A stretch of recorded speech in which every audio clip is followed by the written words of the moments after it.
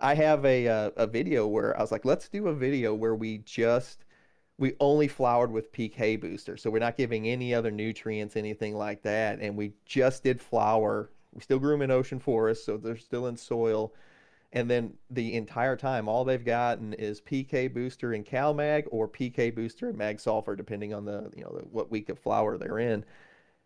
And I didn't want the results to be like this, but they're off the charts. Like Really? I've never seen, yeah, I mean, I dropped part one of the video the other day, and at week four, in part one, they were only in week four flower from, in a 6x4 tent, but from corner to corner, front to back, I mean, there's 2 foot colas all over the entire tent already at week four. It's 1 week after the stretch, and there's monsters everywhere. And we haven't given these things any nutrients besides a PK booster there for Dude, the that's entire, like, insane. it's insane. And at the same time, it's super dangerous because when new people are going to see this, PK boosters are very dangerous because they're very concentrated. So new people are going to see this and like, oh, I could just use PK boosters. And I gotta tell you, the line that we're riding up with between burning them all up and then the feeding them just enough to get them to grow like this is it's very tight. It's very tight, tightrope that we're walking here. Dude, dude, that's insane. I'd be curious, how much did you feed him going into veg or coming out of, or like coming out of veg? Well, whenever they were in veg, we I don't really feed at all in veg because I Right, I grew remember in that. pre-amended, so yeah, I grew Yep. in pre-amended soil, so it's already got the food in there. And then I put up an entire schedule of exactly what I fed them, how much I fed them, the amount of water they were giving, the amount of soil they are in.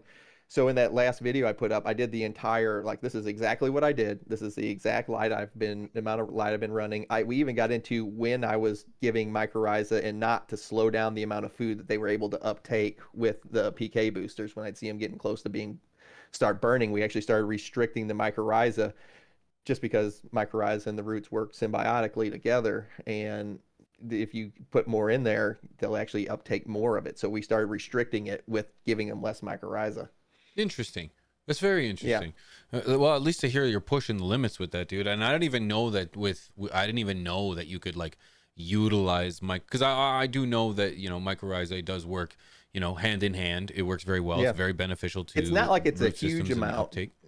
Yeah, Yeah. it's not like it's a huge amount, but it was just something that I could tailor back to kind of help them not get too burned up because it's Right. a very dangerous line with So PK what do you boosters. think your ppm would have been, for example, coming out of like going from veg to flower? Because you said they were in flower, right? They were doing great, right? Yeah, yeah. So I Yeah. would just like I'm trying to figure. I would assume because remember I'm like there's like two stones up here that like rattle around most of the time.